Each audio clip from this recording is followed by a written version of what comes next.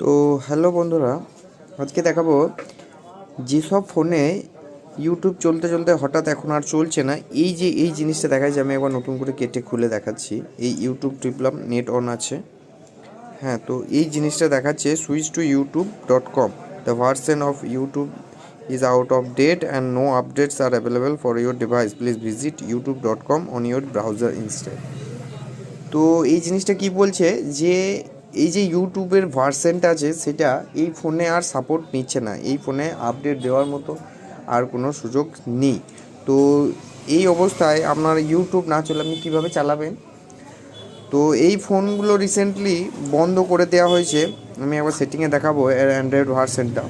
তো এর Android version হচ্ছে 7.1.1।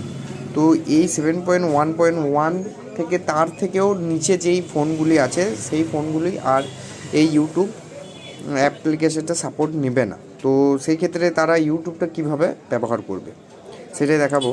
ওখানে লিখেও দিয়েছে যে ব্রাউজারে গেলেই হবে। তো যারা বুঝতে পারছো না তাদের জন্য এই ভিডিওটা। এই যে এই ক্রোম অ্যাপটা আছে, এখানে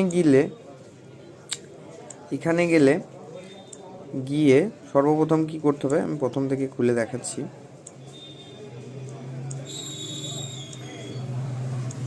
এই ক্রোমে সবারই প্রথমেই এইটা আসবে, এইরকম একটা ইন্টারফেস আসবে।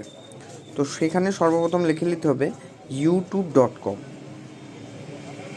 ফোনটা একটু স্লো করছে। youtube.com, এই যে নিচে লেখা আছে এটা youtube.com। এরকম করে সার্চ করে নিলে এটা ডাইরেক্ট ইউটিউবটা ক্রম থেকে চলবে, আর ডাইরেক্ট ইউটিউব অ্যাপটা চলবে না, বাট ক্রম থেকে নর্মাল যেভাবে চালান সেভাবেই চলবে। এখান থেকে যদি আমি কোনো ভিডিও প্লে করি তো কপিরাইট হবে। এখানে শর্টস যদি আপনি দেখতে ভালোবাসেন শর্টসও দেখতে পারেন, কোনো অসুবিধা নেই। তো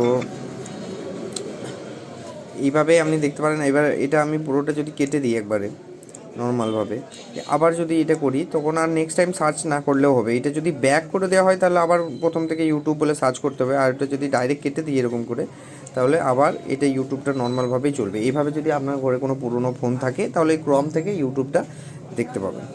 আজকের ভিডিওটা এতটাই।